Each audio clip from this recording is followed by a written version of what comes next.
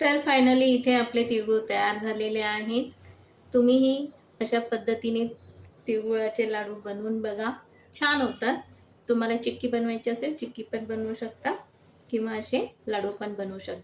इथे बघा, पॉलिश केलेले तीळ घेतलेले आहेत. हे 2 मिनिटं भाजायचे आहेत मंद आचेवर. थोडेसे असे तांबूस होऊन द्यायचे आहेत. इथे घेतलेला आहे गूळ किसून घेतलेला आहे आणि शेंगदाणे भाजलेले होते, त्यांना थोडे क्रश केलेले आहेत. अख्खे घ्यायचे नाहीये, तर असे थोडेसे त्यांना क्रश करायचे आहेत, बारीक करायचे आहेत. चला आता आपण तिळगुळ बनवूया. हे बघा, पातेलं ठेवलेलं आहे गरम करत. त्यामध्ये आपण गूळ घालूया. अर्धा किलोपेक्षा थोडासा कमी आहे.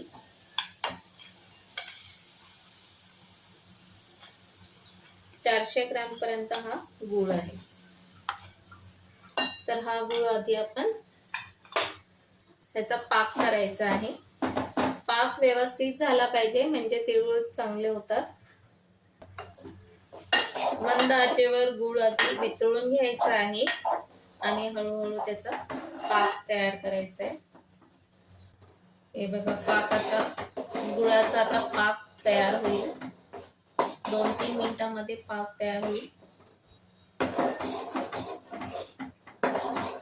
कच्चा पाक ठेवायचा नाही, नाहीतर मग त्याचे लाडू बरोबर खाण्यासाठी तयार नसतात. तर पाक व्यवस्थित बनवायचा आहे. यामध्ये घालूया थोडीशी वेलची.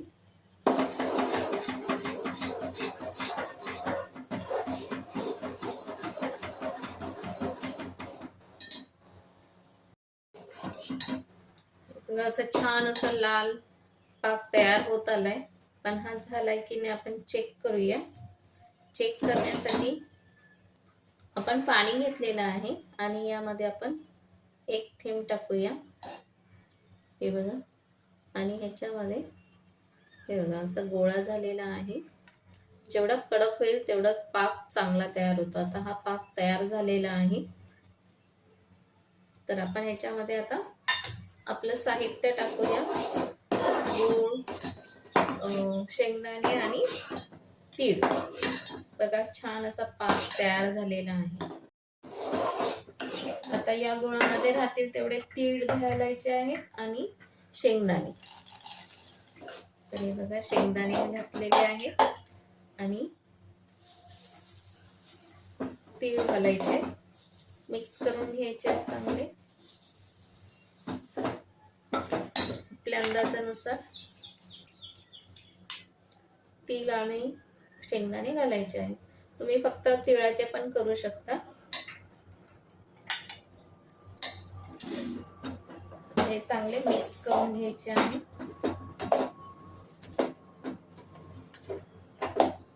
या स्टेजला गॅस बंद केला तरी चालेल. मी आता बंद करणार आहे आणि मिक्स करून घेणार आहे, कारण गुळाचा पाक तयार झालेला आहे. आणखी काळपट करायचा नाही, नाहीतर मग लाडू काळपट दिसते. तर आता इथे मिक्स करून घ्यायचं चांगलं.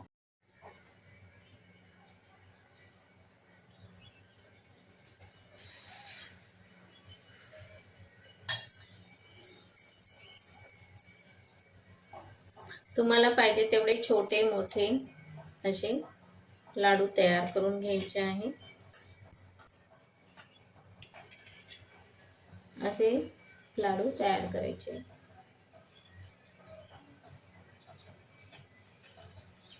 सारण खूप गरम असते, म्हणून हळूहळू लाडू तयार करायचे, पण गरम असतानाच तयार करायचे.